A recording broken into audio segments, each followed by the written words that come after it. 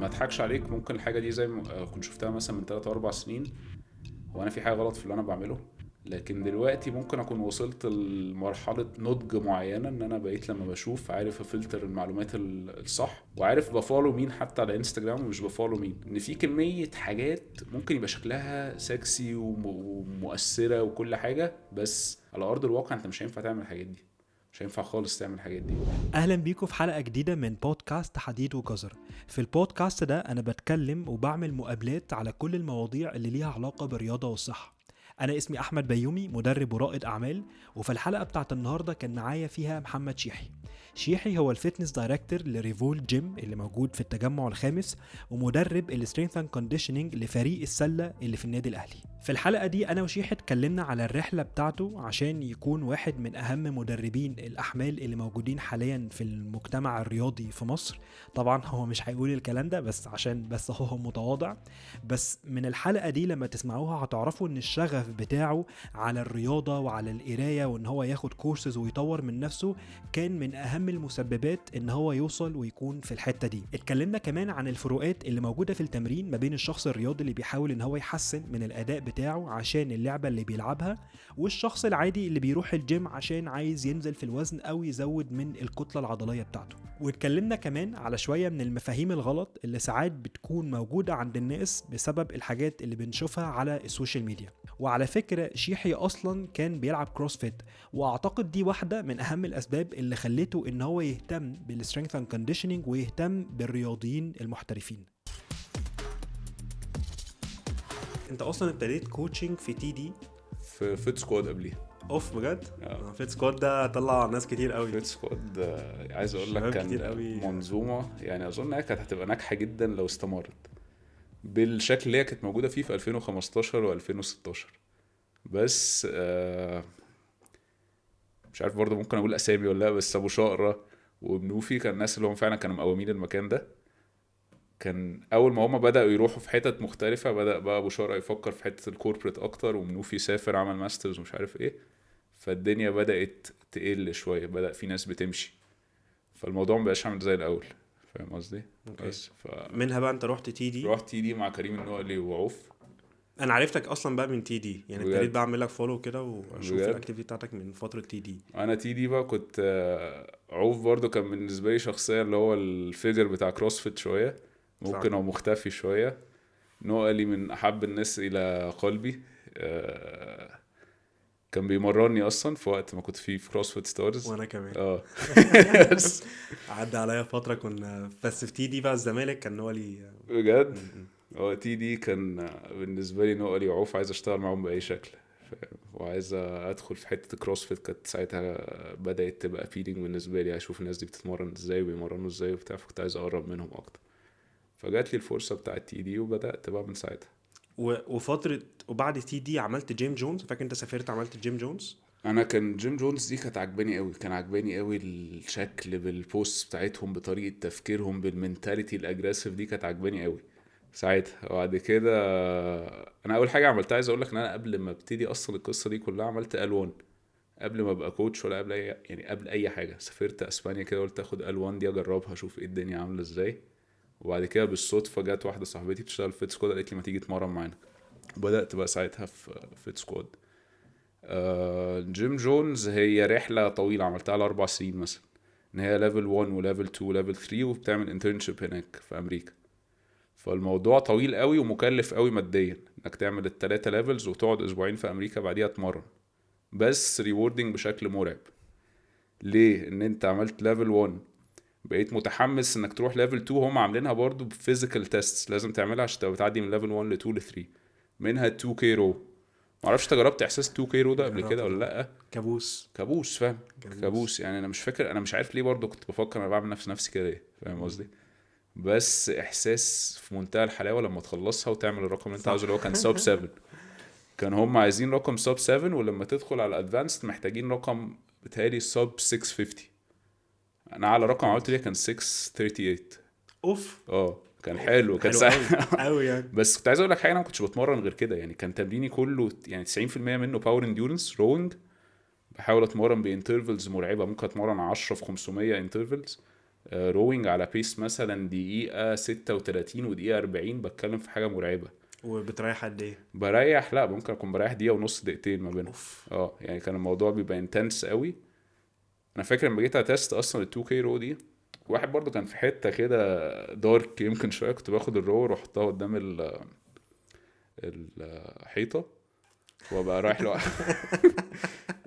معرفش ليه كنت بعمل كده في نفسي حقيقي، واحطها قدام الحيطة وسماعات في ودني.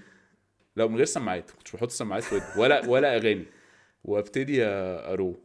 الحلقة دي جاية برعاية ايرن، الموبايل ابليكيشن اللي بيعتمد على الذكاء الاصطناعي عشان يديلك احسن تمرين واكتر دايت مناسب عشان تقدر تحافظ على صحتك. كان في حلقة سجلتها من فترة مع اسماء الزهيري، كانت عاملة رقم كده 2K رو كده على افريقيا، كانت بتتكلم معايا بتحكي لي، فانا قلت برضه انا كان فترة كروسفيت كنت برضه عندي الاتمتس بتاعت 2K رو، ما عملتش 6، ما قربتش من ال6 بس كنت 7 14. ده كانت الارقام بتاعتي. بس كانت كابوس، بس عمري بصراحه ما عملتها من غير مزيكا. يعني جرب بقى شوف. انا عايز اقول لك دلوقتي في الفتره الحاليه دلوقتي بالنسبه لي مستحيل اعمل اصلا حاجه كده. يعني ما عنديش المنتال كاباسيتي ان انا اقدر اخد مثلا تمرين، اصلا التمرين بتاعها كمان متعب جدا بالنسبه لحد روور بروفيشنال. فبالنسبه له الرقم سب 7 ده بالنسبه له ممكن يكون بيعمله في التسخين، ده رقم سهل جدا. متهيألي اصلا الورلد ريكورد بتاع 2K رو ممكن يبقى 5 دقايق وحاجه متهيألي. طب وبعد جيم جونز دي كانت فتره تي دي، كنت انت لسه بتمرن في تي كانت دي؟ فتره تي دي، وعايز اقول لك اللي هي امتدت لحد 2019 اللي هو قبل الكورونا بحاجه بسيطه. يعني انا عملت ليفل ادفانس ده كان في سبتمبر 2019، وقعدت بعديها مش فاكر اسبوعين او 3 في امريكا ساعتها بمرن معاهم. مرنت بقى مارينز تاكتيكال اثليتس، فاللي هو كانوا بيسيبوا لي مثلا هم بيبتدوا عندهم السيشنز من 5 الصبح، فاروح 5، كنت اروح قبل 5 كمان. انا كنت ببقى متوتر بقى، انا رايح امرن مين، اعمل ايه، مش عارف ايه. يقول لي والله انت عندك البي تي بتاع مايك اللي هو الهيد كوتش، هو مش جاي النهارده، هو باعت لك تمرينه مرنها له. تمام. فلاقي واحد ضخم فورمه كده يقول لي بمرنه، وبتلاقي الناس ديسيبلين بشكل مرعب، فاهم؟ انت بتستمتع وانت بتمرنه. فانبسطت جدا في الفتره دي فيزيكلي، ان انا كنت عارف ما تحس ان انت فوق كل حاجه، انت حاسس ان انت عندك كاباسيتي مرعبه انك تعمل اي حاجه. كان في واحد من التاسس بتاع جيم جونز ده، انت بتطلع جبل هايك 3 كيلو بس جري، بتعمله بتايم معين، في تايم كاب معمول معين.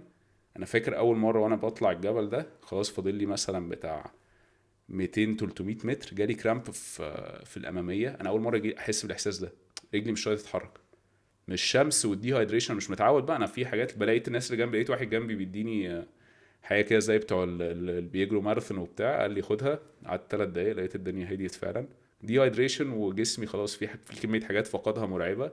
وبعد كده كملت طلعت وبنشد بعض وبتاع، في احساس اللي هو ايه، احنا اسره دي. فكان الموضوع لذيذ جدا يعني. ورجعت بس رجعت بقى من هناك بعد الكورونا، عملت تقريبا الجيم بتاعك؟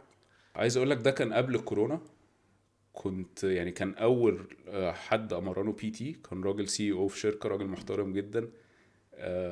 قال لي ما تيجي نفتح بعد تي دي، قال لي ما تيجي نفتح جيم ونبتدي نمرن فيه ونجرب فيه اللي انت بتعمله في تي دي. ان انا كان اول مره ماسك الراجل ده، كان جالي راجل دكتور، وبعدين لقى واحد بيكلمه بيقول له انت هتعمل اسسمنت، وبعد كده هعمل لك بروجرام ديزاين، وبعد كده هبتدي ريتست اللي انت عملته واشوف انت رايح من فين لفين.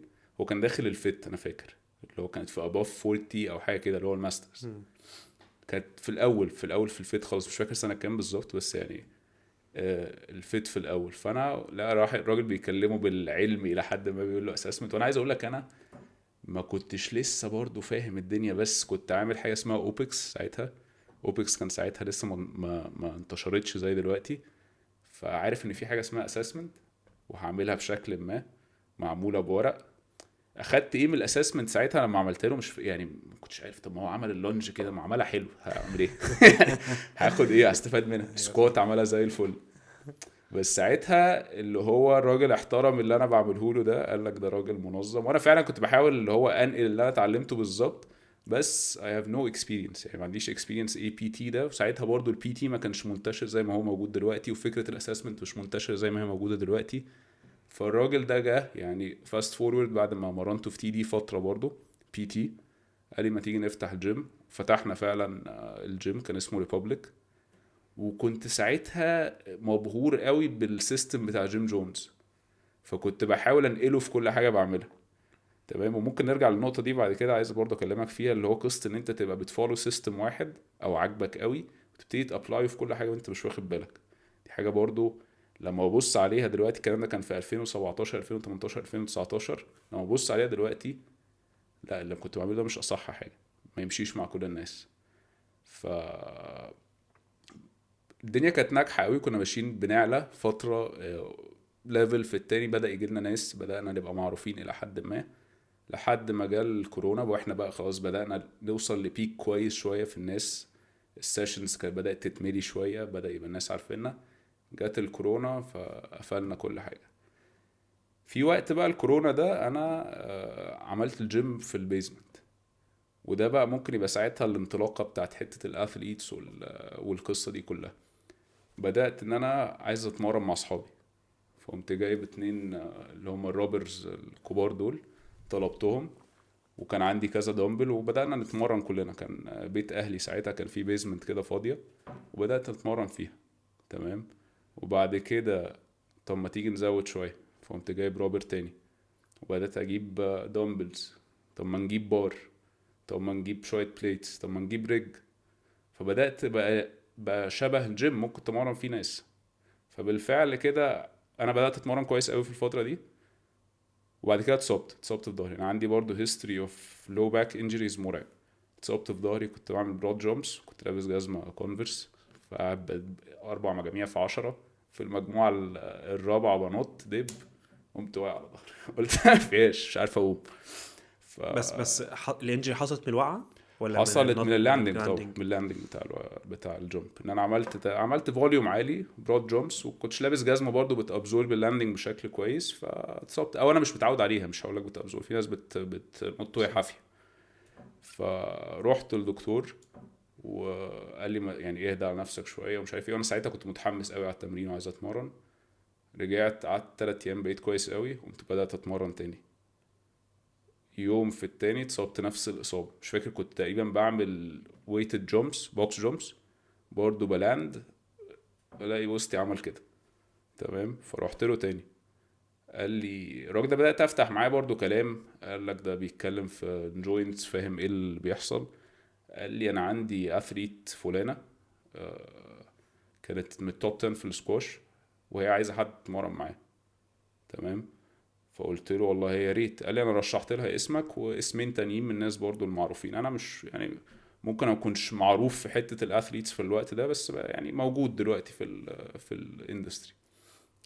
فلقيتها بتكلمني وجات لي الجيم. كنا بنتمرن الساعه 6 الصبح، كانت بتجي الساعه 6 الصبح. مارينز.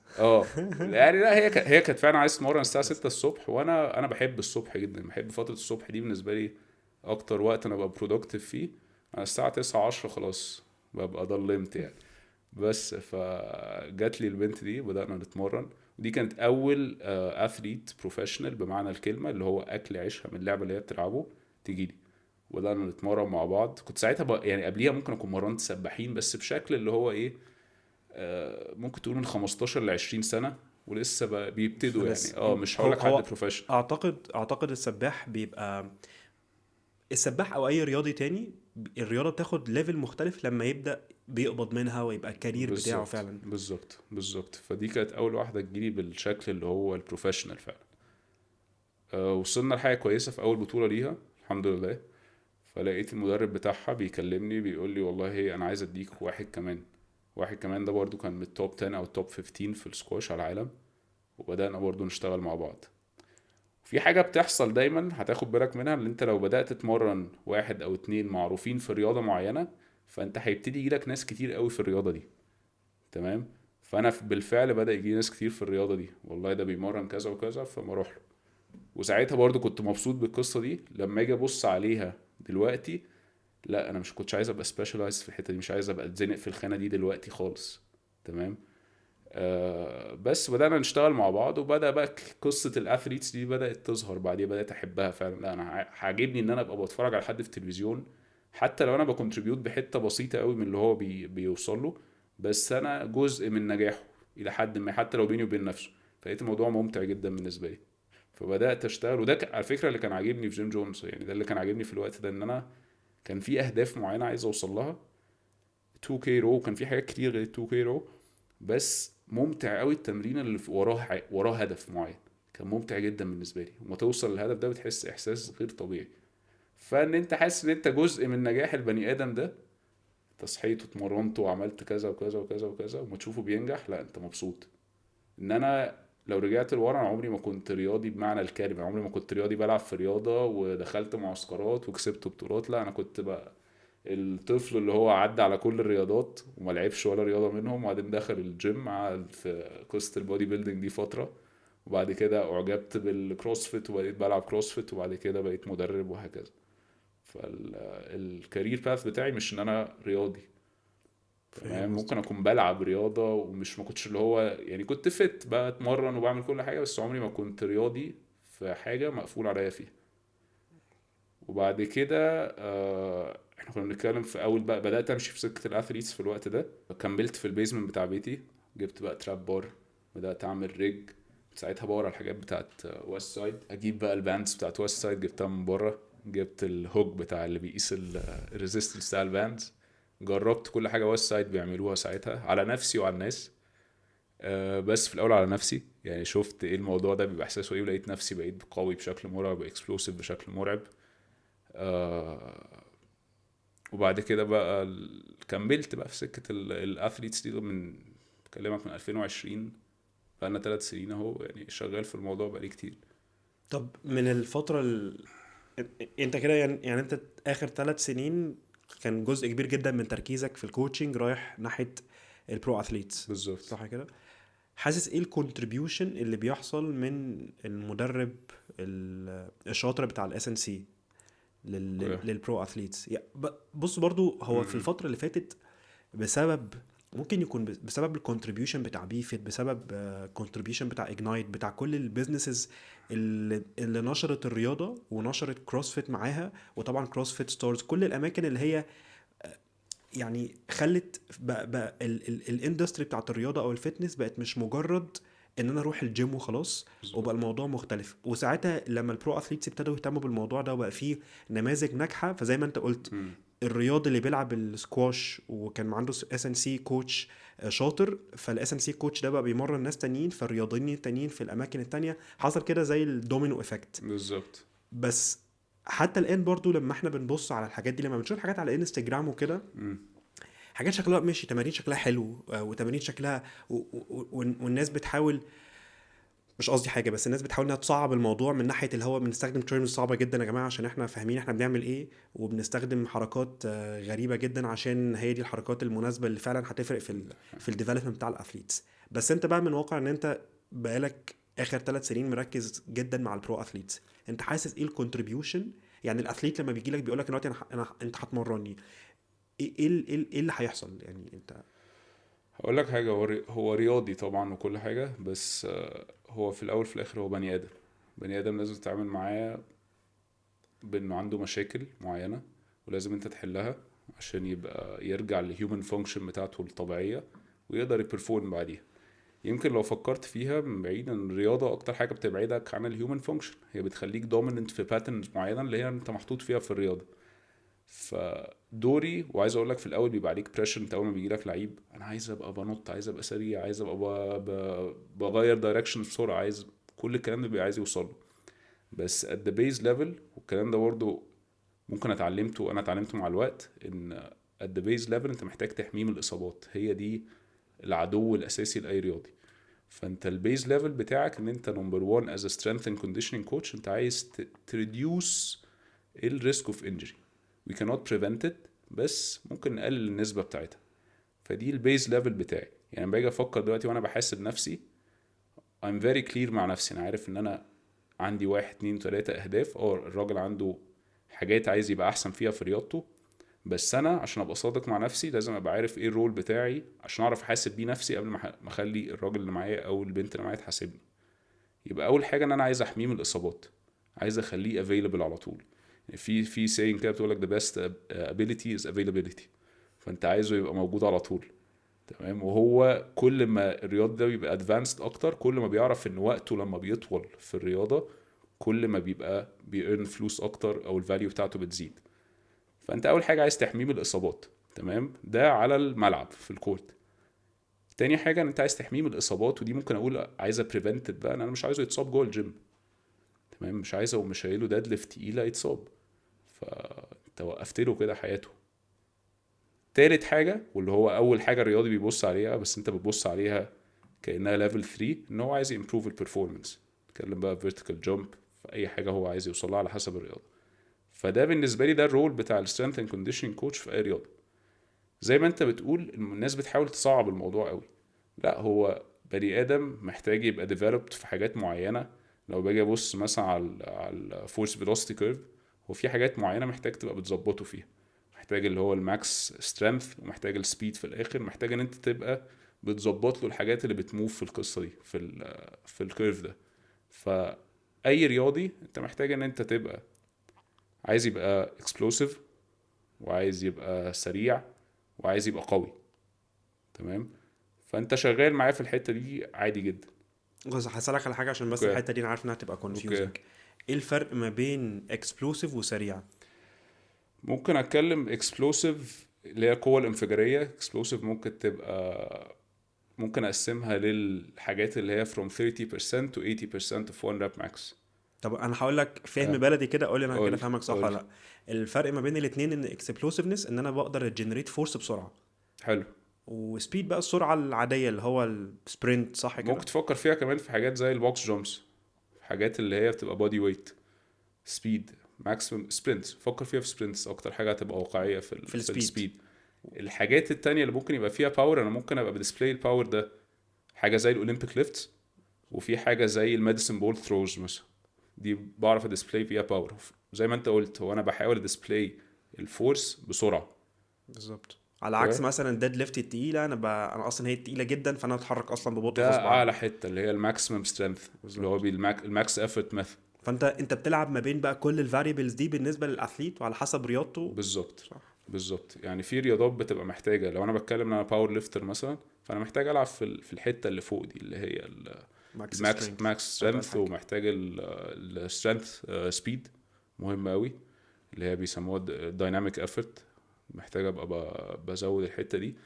مش مهم قوي ان انا انزل ناحيه الحته بتاعت السبيد، مش اللي هي مهم اعمل تحت خالص. سبرنتات، مش بالظبط. مهم اعمل روينج سبرنتس. مش هو ده رياضتي في الاخر، مش هو ده اللي حسني في رياضتي. ممكن اعمله على فكره، بس اعمله بشكل مينيمال قوي، تمام. بس معظم 80% من تمريني هيبقى في الحته اللي فوق ده. طيب انت لو انت دلوقتي قدامك حد بتاع سكواش وحد بتاع باسكت بول، تمام. فرق التمرين هيكون ايه بالنسبه لهم؟ هقول لك حاجه دلوقتي. جيفن ان انت برضو هتبقى عايز، هيبقى في حته ماكس سترينث عايز تركز عليها، ممكن حاجه سبيد سترينث وسترينث سبيد بالظبط. و... وسبيد في الاخر. بالظبط. فانت دلوقتي يعني في حاجه مهمه قوي قبل ما ابتدي افرق ما بين سكواش وباسكت، التريننج ايدج بتاعك ايه، تمام. لو انت اندر ديفلوبد، يعني بقالك 3 سنين، اقل من 3 سنين في الجيم، فانت بالنسبه لي اندر ديفلوبد الى حد ما. يعني محتاج ان انت تبقى بتبني الفاونديشن بتاعك. الفاونديشن ده من الاخر اللي هو البودي بيلدينج ستايل في تريننج العادي الهايبر. بالظبط. اللي هو بتتكلم فروم رينج من 10 ريبس لحد 20، تمام. كل ما تبقى ديفلوبد كل ما انا محتاج ابقى بعمل حاجات سبيسيفيك اكتر ليك عشان تحسنك. بس في الاول وفي الاخر هي الحاجات الكومن ما بين الرياضات اكتر من الحاجات اللي مش كومن. يعني ما بين الباسكت والسكواش، طبعا لو واحد جه يسمعني دلوقتي قال لك بيقول الباسكت زي السكواش، لا، هو الباسكت مش زي السكواش، بس في الناس اللي لسه، خلينا نقول في حته الاندر ديفلوبد، اللي هو بقى لها 3 سنين ما قضتش 3 سنين في الجيم في الويت روم بتعمل ريزيستنس تريننج، فهي اندر ديفلوبد. ممكن يبقى تمرينها شبه بعض، يعني محتاج اعمل حاجه ني دوميننت، حاجه هيب دوميننت، حاجه فيها بوش وبول وكور بقى وكاريز. لو عملت الكلام ده اي حد هتنجح معاه. ده اللي هو اعتقد بيسموه الجي بي بي. الجي بي بي تريننج. انت محتاج ان انت تبيلد بالظبط. الفاونديشن بتاعك، تقوي عضلاتك، بالظبط. عشان الثلاث حاجات اللي انت قلتهم في الاول. انت هدفك ان هو تحميه من الاصابات بالظبط. في الملعب، تحميه من الاصابات في الجيم، وبعد كده تزود البرفورمانس بتاعه. بالظبط. فانت كل ما بزود البيز بتاعه الجي بي بي ده، كل ما هيبقى عنده توليرنس للاصابات اكتر في قدام في حياته. فهو ده اللي احنا بنحاول نعمله في الاول، كل ما نكبر البيز ده كل ما الهرم ده هيبقى اكبر كان لويس سيمنز دايما بيعمل المصطلح بتاع البيراميد ده، كل ما البيز بتاعك يبقى اكبر كل ما هتقدر توصل لحاجه اعلى في الاخر. قد ايه طيب نسبة الناس اللي لما بتجيلك بتبقى في الحتة بتاعت الاندر ديفلوبد مقارنة بالناس اللي بتجيلك بقى لا هو بقاله كتير بيتمرن و he is well developed في يعني هقول لك حاجه، هتستغرب قوي ان ممكن حد يبقى حد ادفانس يجي لك، ممكن يجي لي واحد بروفيشنال اللي هو ممكن يكون بقاله 20 25 سنه بيلعب الرياضه بتاعته، بس هو اندر ديفلوبد في الجيم.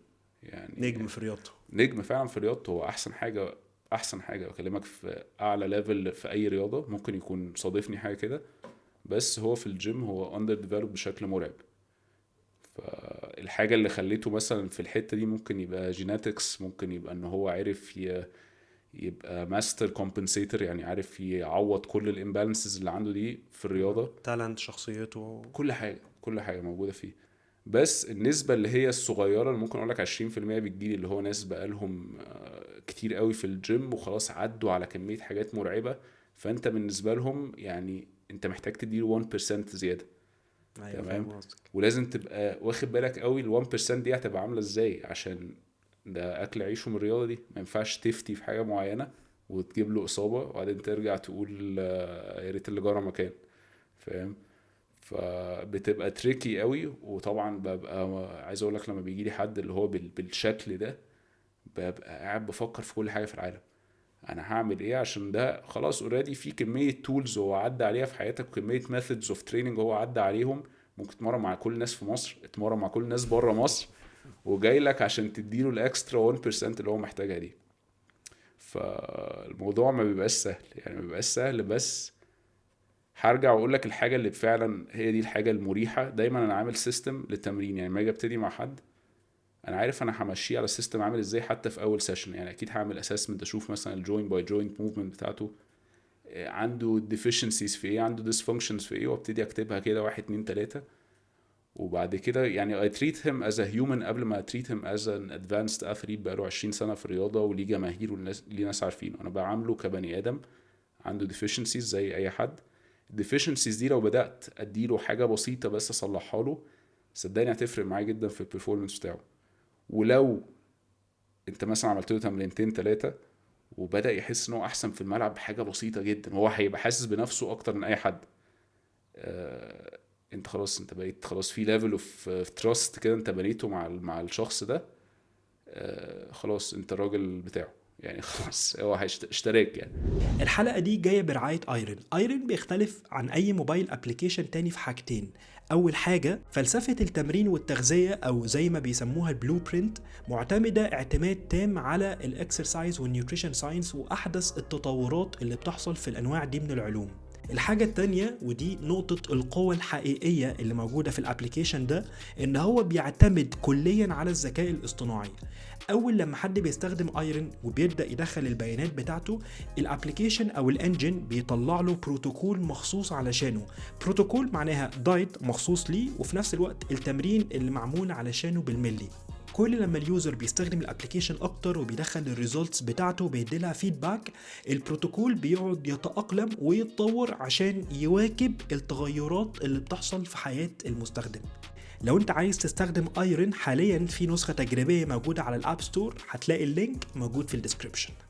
طب جاهي في حاجة، لو انا بفكر معاك كده، انت دلوقتي جالك حد جامد قوي في رياضته، اوكي، مش تفرق ولد او بنت، ودلوقتي المفروض هدفه من البيربز بتاعه ان هو هيتمرن معاك او هي هتمرن معاك عشان الديفلوبمنت اللي هي الحاجه الثالثه، مش الانجري في الملعب، مش الانجري في الجيم، الديفلوبمنت في الرياضه نفسها.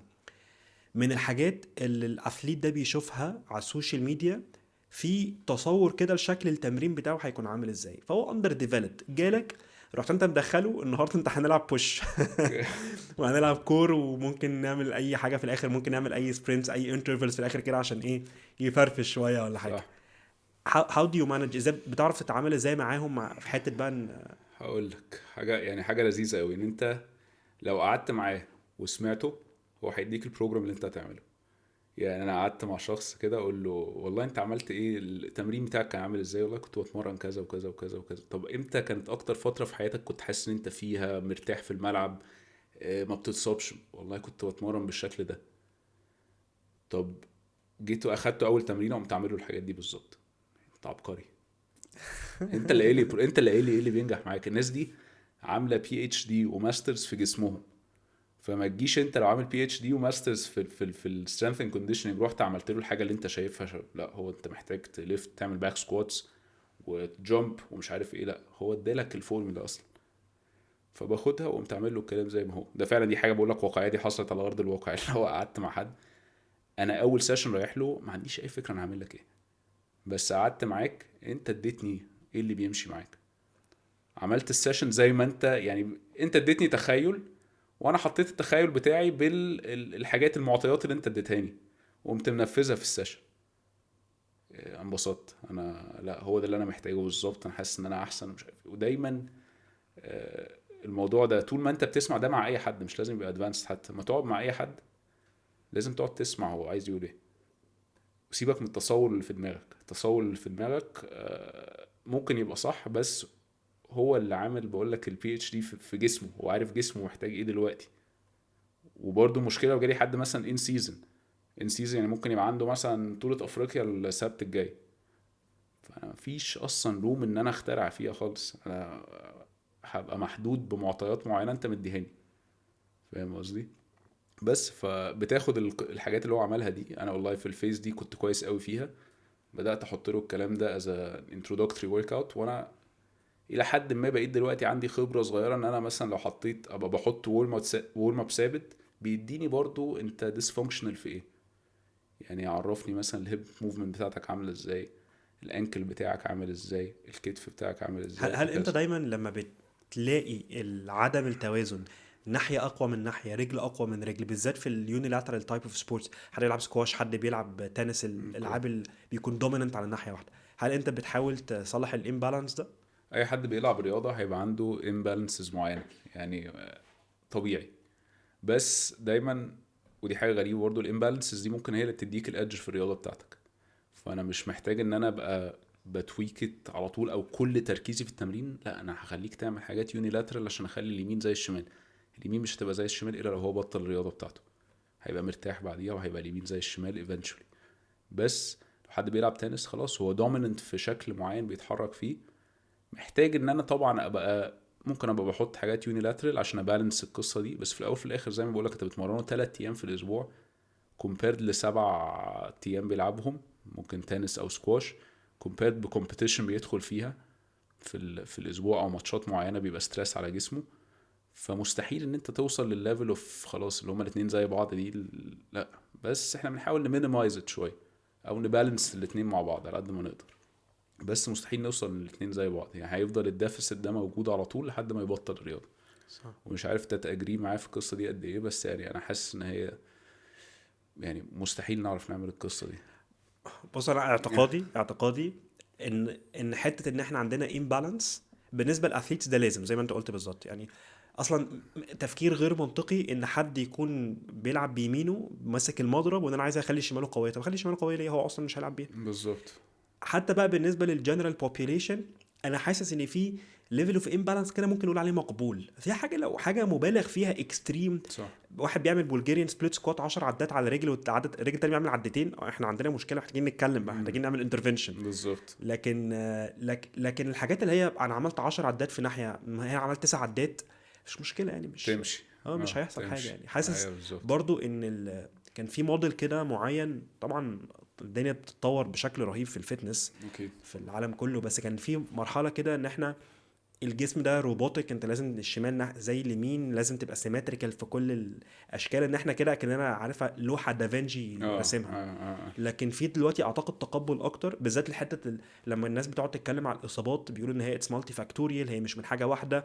تقدر تقلل من الريت، بس مش هتقدر تمنعها 100%. بالظبط. which is make sense بالنسبه كمان للالعاب اللي فيها كونتاكت وفيها variables كتير قوي زي الاسترس والاكل وكل البريديسبوزيشنز التانية اللي ممكن تكون بتسبب الاصابات. بالظبط، يعني I agree 100% في اللي انت بتقوله ده طبعا. بس مع الجنرال population زي ما انت بتقول هو في درجة تقبل يعني ممكن تبقى موجودة اكتر.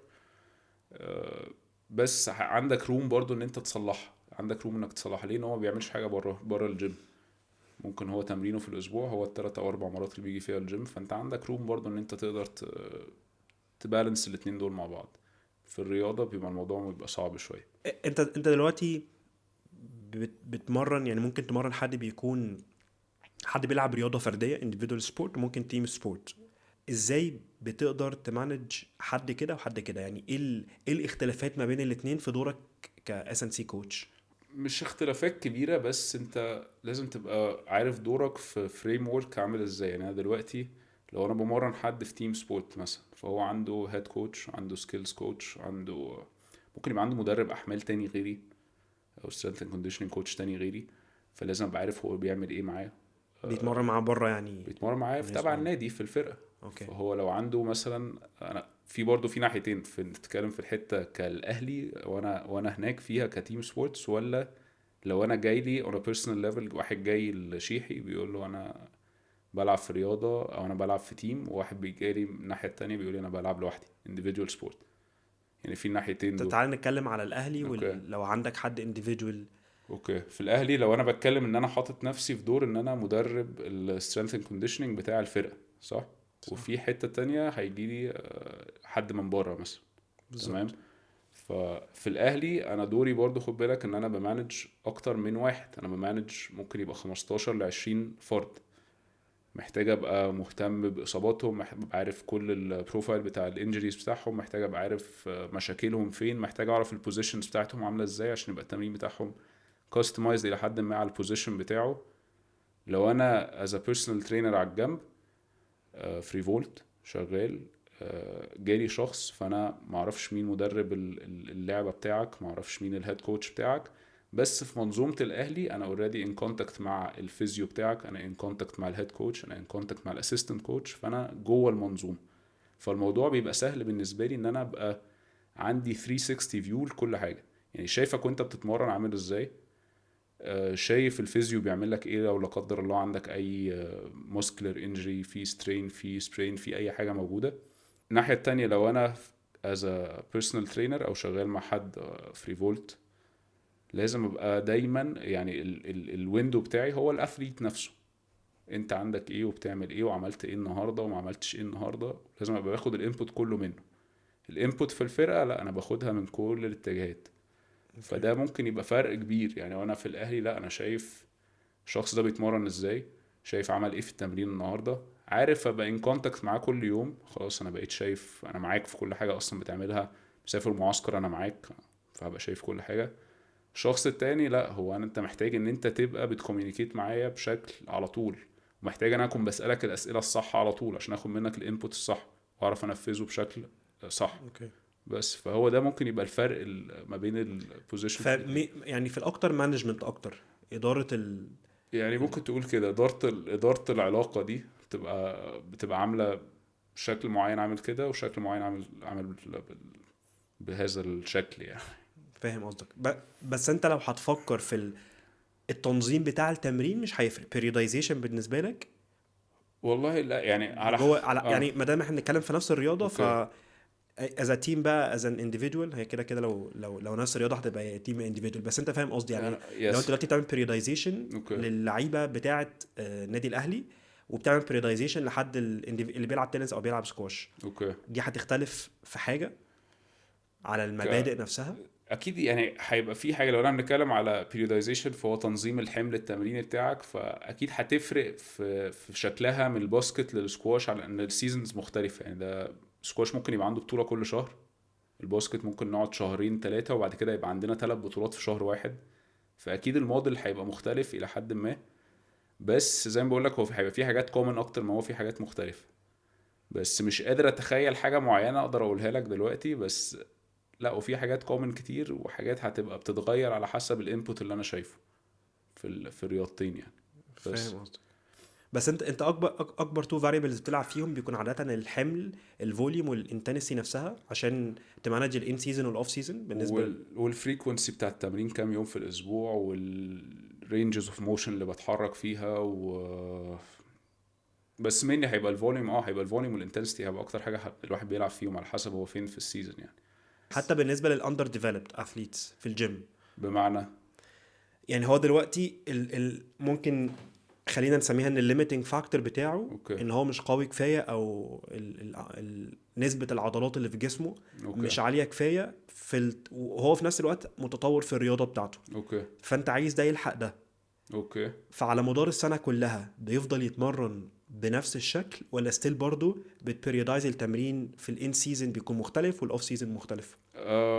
بص، لو حد under developed فهو كل حاجة هتعملها له هيبقى بيتحسن، هيبقى إلى شكل يعني بيتحسن. لو أنت بتحط له حاجات اللي هي الهايبرتروفي ستايل، هيبقى أول مرة يبقى يعني معرض للراب رينجز والانتنسيتي بتاعت الهايبرتروفي، هيبقى برضو بيتحسن فيها، عنده تيشو توليرنس أحسن، الكروس سكشنال اريا بتاعته بقت أكبر فبقى أقوى. وبعد كده دخلت في الموديل اللي هو بتاع الاوف سيزون. لو انا اشتغلت في حاجه اللي هو بيرفكت موديل للبريودايزيشن، لو انا اتكلمت اوف سيزون بدات اعمله الحاجات اللي هي البودي بيلدينج. وبعد كده بدات اقرب للسيزون سنه، بقيت احط له حاجات السترينث، بدا يشيل في الحته اللي هي بتاعت 70 80 90%. وبعد كده بقيت اقرب اللي هو في حته البري سيزون، بقيت ادخل له حاجات باور شويه ممكن تبقى شبه الرياضه بتاعته الى حد ما.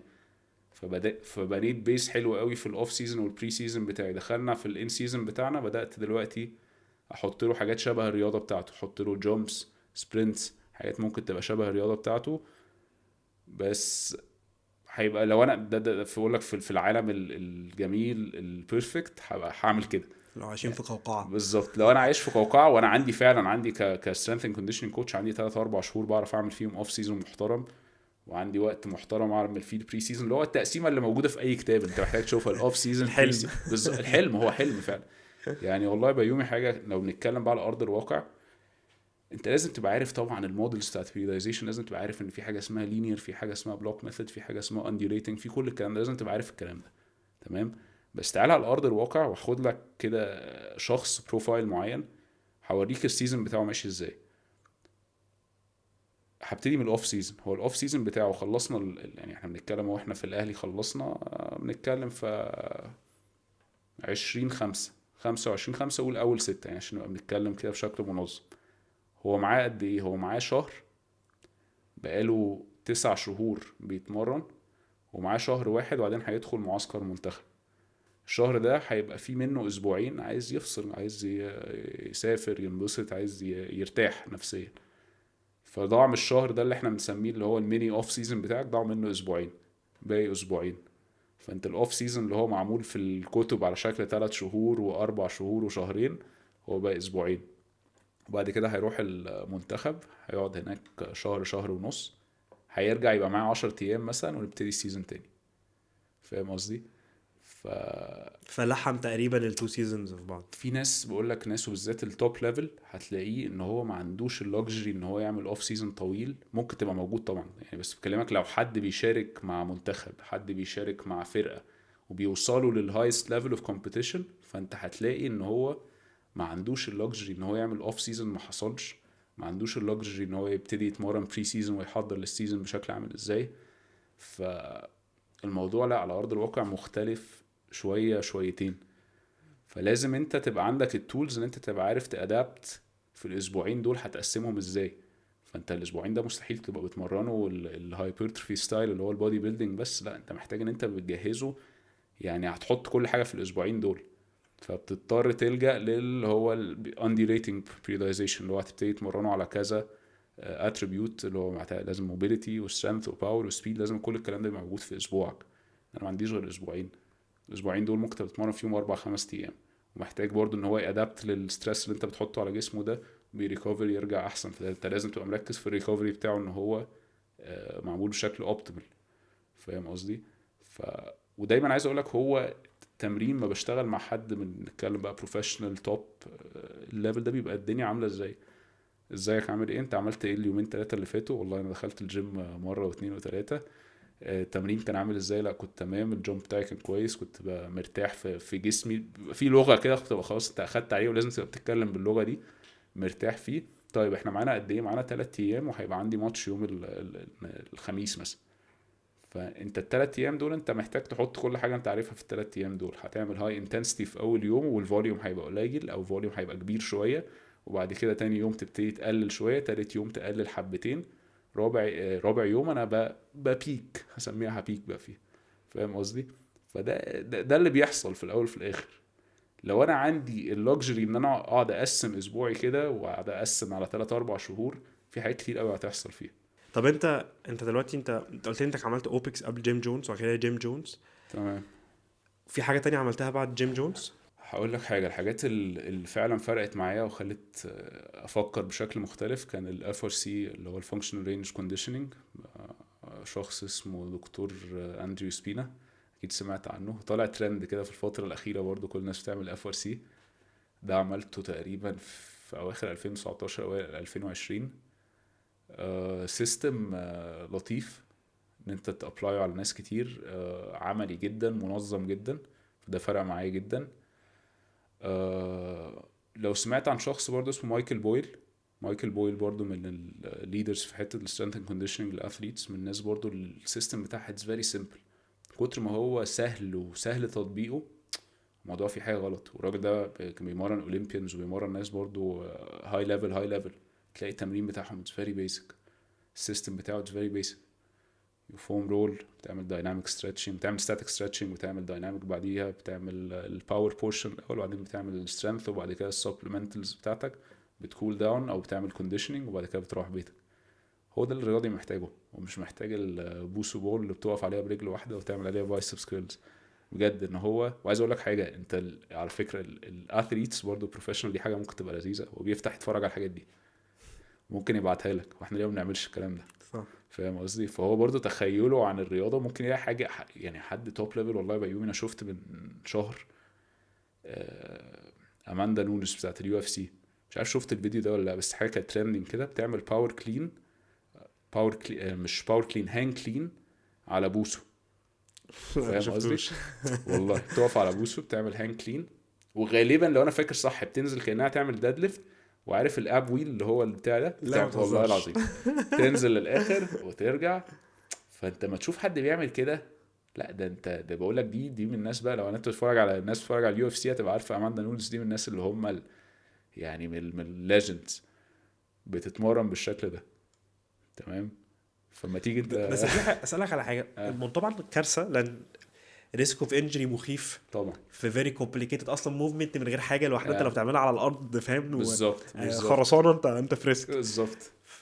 بس لما حد يشوف حاجه زي كده، انت نفسك بتكلم عليك انت، عشان انت الكور بتاعك في الاس ان سي، لما تشوف حاجه زي كده وده توب ليفل اثليت وبيعمل يعني طبعا يعني نعتذر لاماندا لو تسمع الحلقه، بس اللي قالش ده، وبعد كده ستيل they're doing يعني جامدين قوي في الرياضه بتاعتهم ستيل.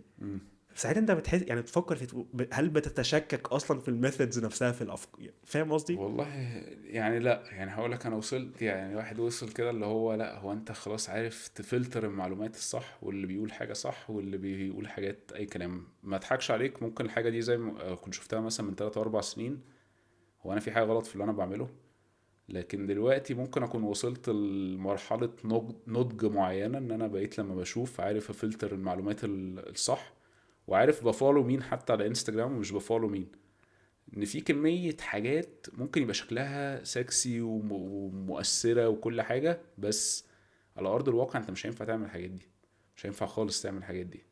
عايز تمرن باور كلين زي ما انت قلت، همرنها على الارض عشان امرن الباور ديفلوبمنت بتاعي بشكل معين. عايز امرن ستابيليتي على البوسو، خلاص يبقى دي لوحدها ودي لوحدها، كل واحدة ليها مكان في التمرين. تمام. فلا مش هقدر اقول لك ان انا بدات افكر لا هو انا في حاجه في غلط في الميثودز بتاعتي، او في حاجه غلط في اللي انا بنفذه ليه.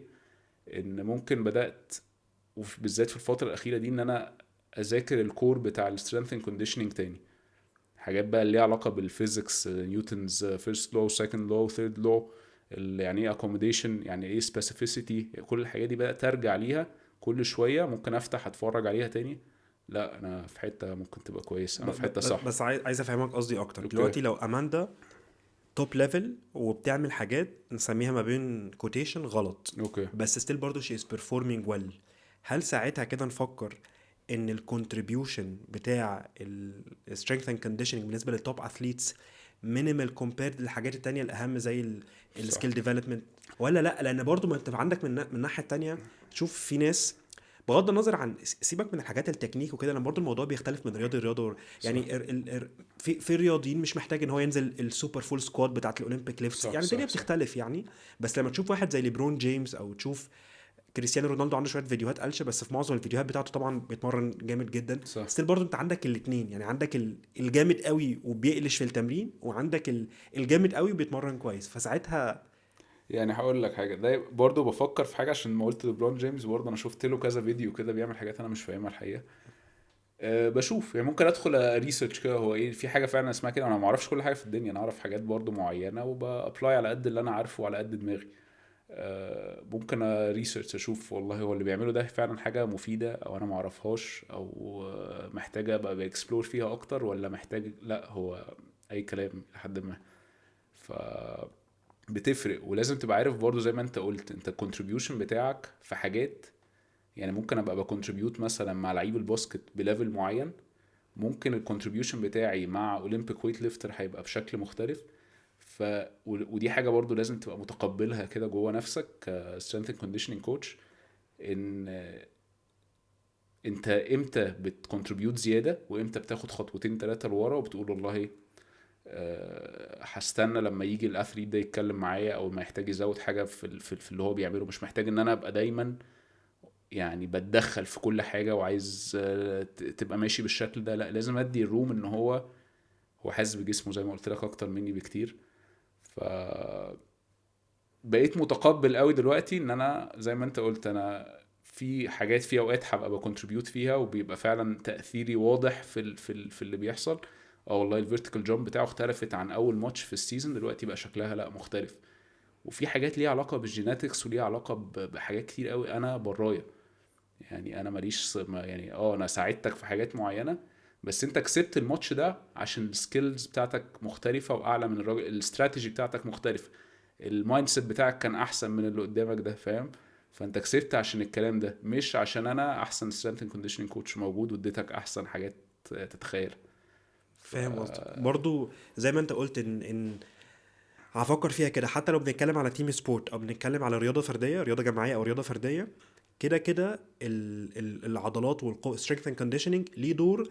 بس برضو انت عندك منظومه كامله حتى في الرياضه الفرديه، زي المايند سيت، زي الاستراتيجي بتاعته، الاوبوننت، كل حاجه متعلقه بالبرفورمانس سكيل سيت او صح. مهارته عامله ازاي. فالموضوع معقد قوي ان انت في الاخر هتروح عايز الحاجه واحده وتقول هو نجح بسبب ده. زي مثلا لما الناس بتبص على رونالدو، كل الناس بتقعد تقول عشان هو بيتمرن ومركز جدا ايوه، بس في فاكتور طبعا كبير. انت عندك الناحيه التانية ميسي اللي هو مش مدي لنفسه المنظر بتاع رونالدو اللي هو على طول شريدد في وجاكت الجيم وكده وبيقلع بخلص الماتش يروح قالع عشان بس آه. البوسنج بتاع صح. اللي هو على طول صح.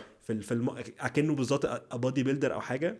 وفي الناحيه التانية يعني طبعا ديبيتبل، بس يعني هي ذا بيست بلاير ايفر ليونيل ميسي يعني. طبعا. فاهم قصدك في الحته دي. طب انت في حاجه من كل الحاجات اللي انت مختلفة، انت عندك يعني عندك مدارس مختلفة مشيت وراها اه. فترات، اه. في حاجة لحد دلوقتي يعني من جيم جونز او من اوبكس او ايا كان لسه ستيل بتستخدمها؟ كل حاجة بستخدمها. يعني أنا بحاول دلوقتي، ودي حاجة برضو لازم يعني الواحد يبقى بيتعرض. دي هرجع لك للنقطة اللي كنت بقول لك إن أنا أوبسست أوي بجيم جونز والسيستم بتاعهم.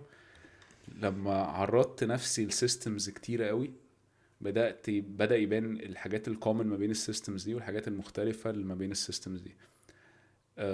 بدأت بلاقي نفسي إن أنا مع كل سنة بمرن فيها إن أنا باخد حتة من هنا واخد حتة من هنا واخد حتة من هنا، بس هو السيستم اللي موجود بتاعي اللي انا شغال بيه هو واحد. بس انا ممكن اخد حاجات صغيرة من كل حاجة. بقى عندي اللوكجري شوية عشان انا يعني اتعرفت على كذا سيستم ودرسته وعرفته. بقيت دلوقتي عايز اشكل سيستم بتاعي انا عارف ابلايت على اي حد. ف... ودايما بفكر في القصة دي زي ما الشخص بتاع اوبكس عمل سيستم، وزي الشخص بتاع جيم جونز عمل سيستم. ليه انا ما اجيش كمان 15 سنين اعمل السيستم بتاعي؟ ليه؟ لان الناس دي كلها عملت سيستم بيزد على سيستمز تانية، وبيزد على قرايات مختلفة، وبيزد على ريسيرش مختلفة هم قروها، وبدأوا يكونوا الانطباع بتاعهم عن التمرين او السيستم بتاع التمرين هيبقى عامل ازاي. فبقيت افكر دلوقتي ليه ما بقاش انا كمان 10 سنين مثلا بعمل السيستم بتاعي، والسيستم ده يبتدي الناس تقول لك اه والله السيستم ده ماشي مع الناس دي. فاهم قصدي؟ فاكيد بستخدم من كل حاجة حاجة، بس هي الشطارة ان الواحد يبقى عارف يستخدم ده امتى ويبعد عن ده امتى. امتى استخدم ال accommodating resistance بتاع ويست سايد بولبن؟ وانا استخدمته كتير، وعايز اقول لك هو صعب، هو صعب ومش اي جسم يقدر يتقبله، ومش اي حد يقدر ياخده في الوقت ده، بس بستخدمه. ممكن اكون استخدمته مثلا في ان سيزون مع شخص انا عارف ان هو امكانياته هتسمح له ان هو يعمل الكلام ده دلوقتي. ممكن تقولي بالظبط بتستخدمها ازاي مع الشخص الان سيزون او حتى سيمبلي يعني ممكن. اوكي، بستخدم حاجه صغيره منها قوي، ان هو لوي كان عنده 3 حاجات، اللي هو الماكس افورت اللي هو بيلفتوا فيه اتقل ويت اللي هو 1 ريب ماكس، وفي الدايناميك افورت اللي هو بيشيل فيه سب ماكسيمال ويتس بس باسرع سبيد يقدر عليها، ودي الحته اللي انا هرجع لها. وفي الحته بتاعت الريبيتيشن ميثود اللي هو البودي بيلدينج تريننج، من الاخر تريننج تو فيلير او تكنيكال فيلير. بقيت اخد الدايناميك افورت ده اللي هو الحته اللي ساعات بيعمل مثلا بنش بريس بالباندز. تمام.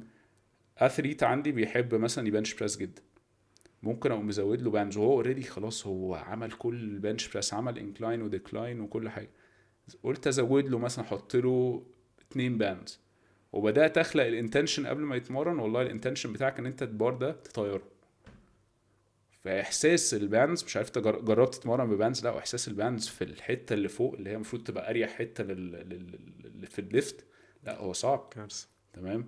فبدات اخد الاساتك معايا في الشنطه، واخد البتاع اللي بيقيس الريزيستنس ده. بس في الاول وفي الاخر هو الباند الاحمر والاسود، مش هتستخدم الاخضر والازرق التقال دول خالص، هتستخدم بس الخفاف. فاديت له ستيمولس مختلف، حسسته بالبنش ان هو في حاجه مختلفه. فده الوقت اللي ممكن استخدم فيه مثلا حاجه زي كده. ففي الاخر انت بتاخد او بتشوف الحاجه المناسبه للاثليت من اي حاجه انت يو كيم اكروس اتعلمتها شفتها. بالظبط. حتى الان انت يعني يعني وده اللي انت كنت قلته في الاول، ان حتى لو انت كنت بتتبع حاجه religiously في الاول، انت مركز قوي هي دي المدرسه دي سكول اوف ثوت بتاعتك، دي صح الطريقه اللي انت بتمرن صح. بيها. بس بالوقت وزي ما انت قلتها اكتر من مره، النضوج في الشغلانه نفسها وتعاملك مع الاثليتس، عرفت ان انت في الاخر لازم يكون عندك ادوات مختلفه عشان تستخدم كل اداه مع الشخص المناسب. بالظبط. وفي حاجه مهمه قوي في النقطه دي، ان انت لازم توي الريسك والريورد. تمام. لو انا الريسك بتاعي ان انا اعمل له هانج باور كلين او اولمبيك ويت ليفتنج دلوقتي مش احسن حاجه، انا ممكن اسبستيوتد بكاتل بال سوينجز. تمام. لو انا في الوقت اللي انا فيه حاليا مثلا ان سيزون، انا مش هقعد اعلمك هانج باور كلين، اتس فيري تكنيكال، بس ممكن اعلمك كاتل بال سوينج مثلا. تمام. فالحته بتاعت ان انت تبقى بتوي الريسك مع الريورد بتاعك ده بقت برضو حته فيري كريتيكال لاي حد بيمرن، بالذات الرياضيين. تختار التولز السهله ان انت توصلها باقل خطوات، يعني تقدر توصله للحته اللي انت عايز توصله ده. طيب الناس المدربين او حد اسبايرنج ان هو يشتغل في الفتنس وعايز يخش في حته الاس ان سي، اوكي. هو دايما اللي بيسموه، عارف المثل الامريكاني بتاعت ان the grass is greener on the other side. فانت ودي تكمله برضه يقول لك مش عارف the grass is greener where you water it او حاجه كده، لا في الحته انت بتديله فيها. فانت يعني هتفكر في ايه لما حد بيتكلم معاك ان هو عايز يبدا يركز في الاس ان سي وعايز يكون ده الفوكس بتاعه في شغله مع الاثليتس، يركز معاهم اكتر من ان هو يمرن الناس العاديه او الجنرال بوبيوليشن؟ ايه الخطوات اللي انت هتفكر فيها معاه، whether من certifications من experience؟ هقول لك اول حاجه التولز اللي في ايديك، السيستم اللي انت عارفه، الناس اللي تحت ايدك انت شغال معاهم، اديهم احسن سيرفيس تقدر عليه. يعني ما تقولي انا مثلا عايز اشتغل مع بروفيشنال اثليت، والله بس انا شغال معايا دلوقتي ست عايزه بس تبقى، اعمل معاها احسن حاجه تقدر عليها، اديها احسن سيرفيس تقدر عليها، شوف مشاكلها فين، اقرا هي عند ممكن تحللها المشاكل دي بتاعتها ازاي، وابتدي اللي في ايديك. يعني اللي هي الفرص بتجيلك فعلا لما تعمل احسن حاجه تقدر تعملها في الحاجات اللي موجوده تحت رجلك في البريزنت مومنت اللي انت شغال فيها. دي احسن حاجه تقدر عليها. لو معاك واحد بس اديله احسن سيرفيس. زي ما انا قلت لك، انا ريبوبليك ده فتح من ايه؟ من شخص جالي واحد بي تي، حاولت اديله اكتر حاجه اقدر عليها، قال لك ده راجل فاهم محترم بيحاول يوصلني، حتى لو انا ساعتها جوايا لا انا ما اعرفش كل حاجه، انا بس بديك الشكل اللي انا اتعلمته ولسه واخده في الكورس اللي فات ده، فعايز لا. دي نمبر 1، اللي هو ما تقعدش تبص زي ما انت قلت، لا بص تحت رجلك. the grass is not greener on the other side، لا هو ممكن يبقى تحت رجلك كل حاجه تمام. تاني حاجه زي ما بقول لك ودي اتعلمتها مع الوقت، الكوست والبنفيت، الريسك والريورد. مش لازم ما تشوف اكسرسايز شكله حلو قوي على انستجرام تروح تطبقه. لو انت ما تعرفش ازاي تشرح ده، لا يعني بلاش، شيله خالص. اوكي، خلي الحاجات اللي انت عارفها كويس قوي فيها، شاطر قوي فيها، اشرحها واعملها كويس قوي. تمام. تالت حاجة البيسكس بتاعت اي حاجة، هي دي اللي بتنجح في الاخر، سواء مع حد بروفيشنال او سواء مع حد لسه بيبدأ. هي دي، اعرف البيسك موفمنتس عاملة ازاي، اعمل بروجريشن وريجريشن سيستم لنفسك وامشي عليه. اعرف لما حد ما بيعرفش يعمل الريد فوت اليفيتد او البلغاريان سبليت سكواتس، هتعرف تريجرست ازاي، هتعرف تبروجرست ازاي، وامشي على الموديل بتاعك ده وشوف الدنيا هتوصلك لفين. هو اي بروجرام نجح هو عباره عن اسات اوف موفمنتس، وبتعمل له بروجريسيف اوفرلود، وبتلاقي فيه نجاح بيحصل معين لحد ما بتوصل لليفل اوف اكوموديشن معين، وبتبتدي تغير، تبص على تولز تانية عشان تغير الادابتيشن ده. رابع حاجه، ودي مهمه قوي، دي برضه اتعلمتها مع الوقت، ان انت لازم تبقى بالدمو حلو قوي. تمام. يعني انا في الاول برضو بدات زي ما بقول لك، انا مش راجل رياضي برضو، جاي من باك جراوند سباح او باك جراوند واحد بلعب باسكت او اي حاجه، لا بس لما تيجي اشرح لك السكيبس هعرف اشرح لك سكيبس عامله ازاي. لما اجي اشرح لك الهانج باور كلين، شكلي وانا بعملها لازم يبقى فعلا هو ده اللي انا عايز اوصله، ده الموديل اللي انا عايز اوصله. فاهم قصدي. ان انا ابقى بشرح قدامه بشكل معين از ان انستنت ريسبكت تول اول ما بتيجي تعملها. ده شوف بيعمل اللادر ازاي بسرعه وايده ماشيه ازاي، لا هو هيعمل اللي انت بتعمله ده. خامس حاجه، ان انت تبقى ادابتبل، عارف ازاي تبقى، ما تبقى شغال مع رياضي لازم تبقى عارف ان انت الحاجات اللي انت كاتبها في الورقه بتاعتك قبل ما تروح، والله انا هعمل باك سكواتس النهارده وبوكس جامبس ومش عارف ايه وايه وايه، الورقه دي ممكن تتقطع بكلمتين، انا انكلي وجاني. انت هتعمل ايه؟ طيب هعمل برضو اللي انا عايزه، هعمل باك سكواتس وهعمل جامبس، هو بيقول لك انكلي وجاني، يعني انت هتعمل له حاجه زياده هتاذيه. فلازم، ودي حاجة برضو مع الوقت والاكسبيرينس هتلاقي ان انت خلاص عارف تأدابت في ثانية ازاي تقلب التمرين اللي انت عاملها لور بودي بقت upper بودي معمولة بالسيستم ده، وانت بتديها. هو مفيش اي حاجة، هو كأنك محضر التمرين دي بقالك 10 سنين. فاهم قصدي؟ فدي حاجة مهمة قوي. بالنسبة بقى للسيستمز والحاجات، لا اقرا زي ما تقرا، مش هقول لك بقى على كورس معين، ما في حاجات معينة دلوقتي الناس كلها بتعملها، زي اللي ممكن يبقى اكسوس بتاع السي اف اس سي بتاع مايكل بويل اللي بقول لك عليه. كل الحاجات دي حلوه خطيره تحفه، بس لازم تقرا كتير. يعني كل ما تقرا وتزود المكتبه دي، كل ما هتبقى لا انا عارف انا بعمل ايه، هتبقى مرتاح اصلا وانت بتدي اي معلومه، هتبقى مختلف وانت بتدي اي معلومه، وكلنا بنجات اكسبوز لنفس الحاجات. بيومي بيشوف المدرب الفلاني وشيحي بيشوف المدرب الفلاني، بيومي عمل السيرتيفيكت الفلانيه، شيحي عمل السيرتيفيكت الاولانيه، بس اللي هيديك الادج في الاخر هو انت قريت بره الحاجات دي قد ايه، شفت صحة الحاجات دي قد ايه، جربتها اون جراوند قد ايه. الحاجة الأخيرة اللي هقولها لك إن اكسبيرينس بتبيت أي حاجة. يعني كل ما تبقى اكسبيرينس وبتقضي اورز على الجيم فلور، كل ما انت هتبقى في حتة أحسن. عارف الكتاب اللي هو اوتلايرز بيقول لك ال 10,000 اور، هو ده الكلام ده صح فعلا. يعني فعلا نفسي اوصل، انا شخصيا نفسي اوصل للليفل بس ده. ممكن تقول الحته دي عشان اوكي. اشرح الحته بتاعت الاوتلايرز دي، عشان هو الراجل غالبا اسمه مالكوم جلادويل حاجه كده. هو بيقول لك ان انت عشان توصل لليفل اوف ماستري في حاجه انت بتعملها لازم تقضي 10,000 ساعه، وال 10,000 ساعه دول مش واقف على فلور نايم، لا intentional ساعات. intentional يعني بتمرن فيها، بتابلاي فيها، بتعمل حاجه. الكلام ده ممكن يتطبق على واحد بيلعب بيانو، ممكن يلعب على حد strength and conditioning coach. فساعات intentional بشوف الراجل ده بيعمل ايه، بمرنه، بسمع مشاكله، كل الكلام ده هو انت قاعد بتشيب شكلك او الليفل اوف ماستري بتاعك. شوف بقى 10,000 ساعه دي مش حاجه قليله. يعني انا ممكن ابقى 7 سنين بمرن، ما اظنش ان انا تعديت 3000 او 4000 ساعه يعني، ده بالكتير. في 10000 ساعه عشان توصل للليفل ده، لا هو انت محتاج ساعات كتير قوي. في ناس توصل بعد سنه تقول لك والله انا عملت كل حاجه، انا مرنت كميه ناس وعملت كل حاجه. لا يعني انت لسه لا محتاج تشوف كل حاجه. انا ممكن ابقى مرتاح الى حد ما وانا بمرن البروفيشنال اثليت ده، عشان انا عديت على الام اللي عايزه تبقى كويس، عديت على اليوجا انستراكتور اللي كان عندها مشاكل في الحته دي، عديت على بتاع السكواش اللي كان عنده مشاكل في حته معينه، عديت على الراجل اللي عنده 70 سنه اللي ما كانش عارف عديت على كميه تجارب كتير قوي شكلت ان انا اعرف قدام اقعد جنب حد بروفيشنال ابقى عارف اطلع ايه من الحاجات اللي هو بيقولها دي.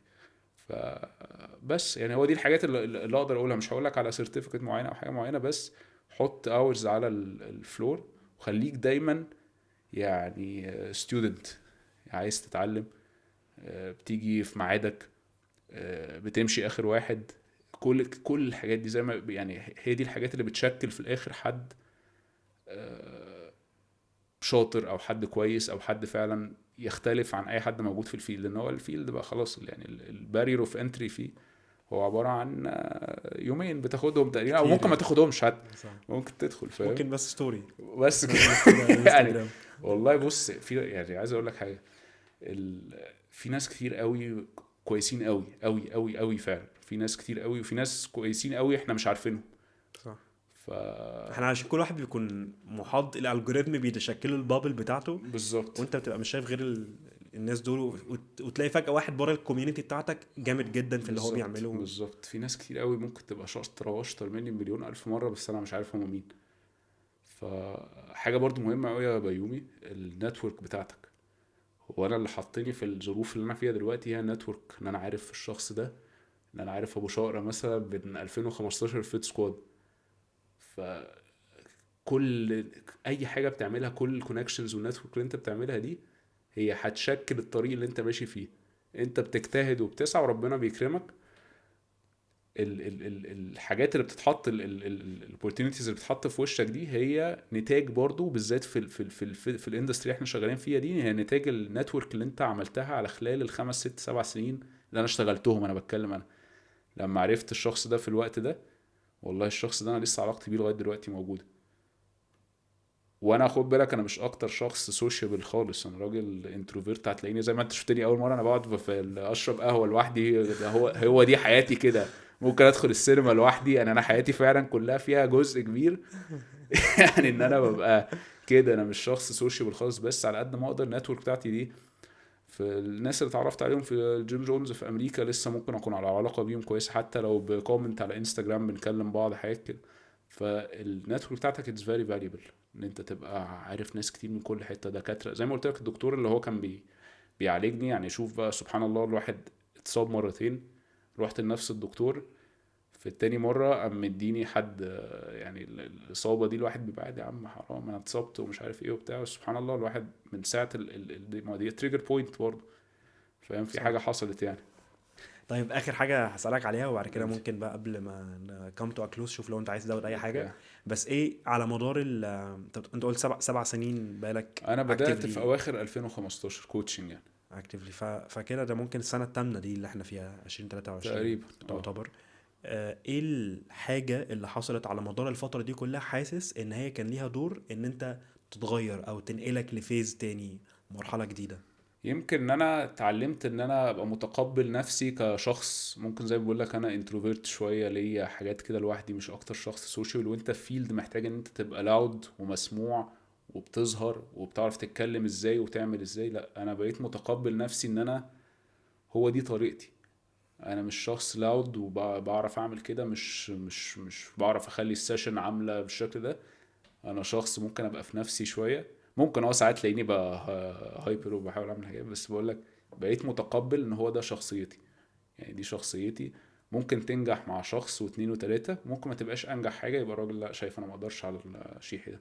في ناس تبقى لا هو ده اللي انا بحبه فيه، ان هو بيبقى بالشكل ده. فبقيت متقبل شخصيتي بشكل كبير قوي دلوقتي، ان انا هو ده انا، دي طريقتي في الكوتشنج. ممكن قابل للتطور، يعني زي ما بقول لك انا لما ببص لنفسي لورا سنه واتنين وتلاته بقعد اقول ايه ده، انت كنت عامل ازاي كده، كنت ازاي بتعمل الحاجات دي، فاهم قصدي؟ وممكن ابص على بوست بتاعتي قديمه وكرنج، ولا ايه اللي انت كنت بتهببه ده؟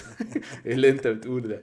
بس زي ما يعني في كتاب برضه بيومي اسمه اللي هو الشهر قوي اللي لونه الكفر بتاعه لونه اورنج ده، كان اسمه صوت الأورت. بيقول لك ايوه هو ده، بيقول لك ان انت عمرك ما بتبقى بيرفكت في وقت ما في حياتك، لا انت بتبقى بتتحرك from wrong to less wrong، فاهم؟ فهو ده ده المسار اللي انا ماشي فيه، ان انا كنت مش اصح حاجه، I wasn't perfect من سنتين ثلاثه، بس دلوقتي يمكن انا I'm less wrong عن الفتره اللي فاتت بس. ده كان محمد شيحي. لو عايز تعرف اكتر عن شيحي وتشوف الكونتنت اللي هو بيعمله على السوشيال ميديا هتلاقي كل اللينكس موجودة في الديسكريبشن بتاع الحلقة. لو في حد عنده اقتراحات او عايز يتواصل معايا تقدر تبعت لي ايميل على ahmedbayoumi@ironandcage.com او ممكن تبعت لي دايركت مسج على انستجرام. شكرا ان انتوا كنتوا موجودين معايا النهاردة، اشوفكم الحلقة اللي جاية.